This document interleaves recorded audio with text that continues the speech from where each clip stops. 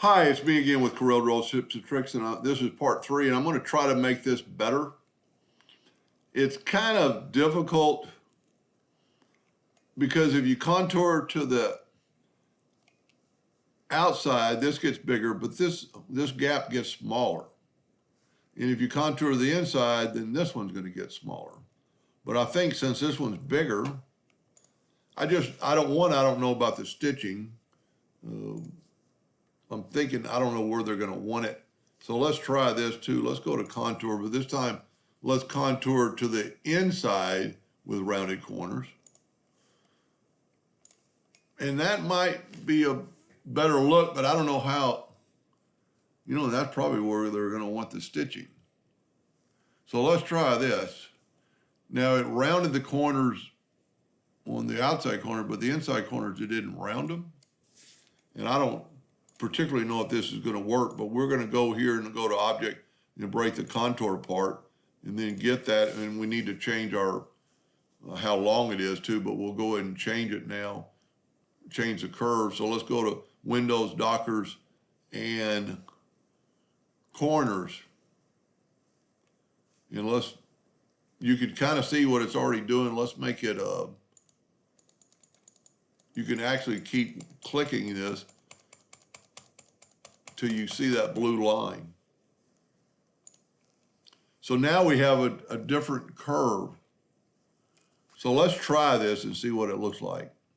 Let's nudge it out of the way. And we're gonna open back up well, I've lost we're gonna have to borrow, and this is what I like about object to path. You can just borrow one out of the way. Now I just turned it. I think it needs to be perpendicular. I'm just going to pick one. Don't have to put it back because I'm not doing this job. So we've got this now. We're going to put it here. Well, we need to figure out how long this curve is now. Windows, Dockers, Properties, squiggly bar. And we have 544. 544. So now we're going to open up we're going to put our object on our path, select everything, and go to object, fit object to path, and we're at 544, which would be 250, and 22 would be 272, and hit apply. Now that's a lot better. But I really don't know where he needs the stitching. And of course, you'd have to do that one also. Nah, don't like it. But because it's just, you know what? It all depends. He might. It's hard to say what he wants. When this is big. I mean, if the font doesn't matter, you could change the font. In this case, you could grab this, holding down the control key, and just make that gap bigger. So it make it equal, so when it does the turn, let's just do one. Now I'm not gonna, this is a lot, well, let's do it right.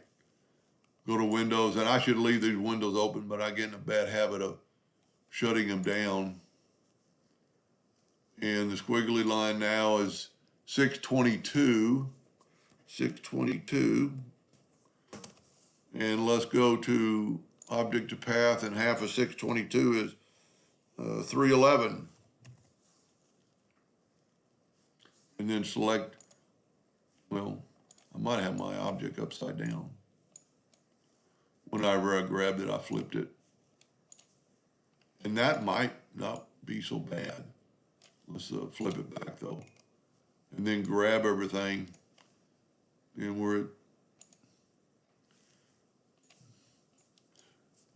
well, you know what? When I did it, I didn't do rounded corners.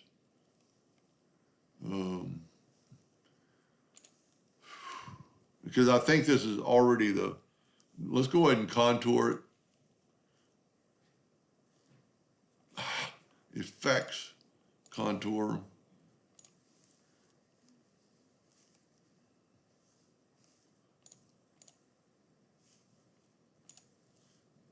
No, remember we want to do the outside.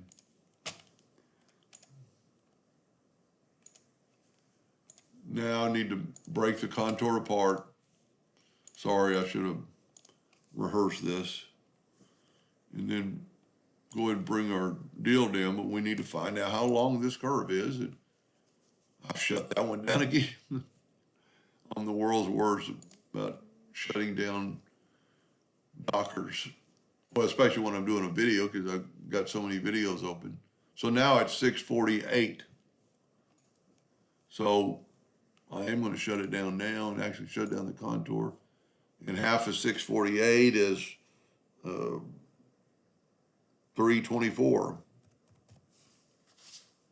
And we're going to grab our item and select it all and hit apply. This might be the key, but I have changed the font. You know, I have changed the look of the font a little bit. And if he's doing some jerseys for a team and they have to be perfect, you know, just some things to consider. Because see, this line is still smaller. That's amazing. Because those look equal, but since it's going on the outside, it's going on the outside there and inside here. Anyway, I'm going to call this one done. Hope that helped a little bit. Thank you for watching.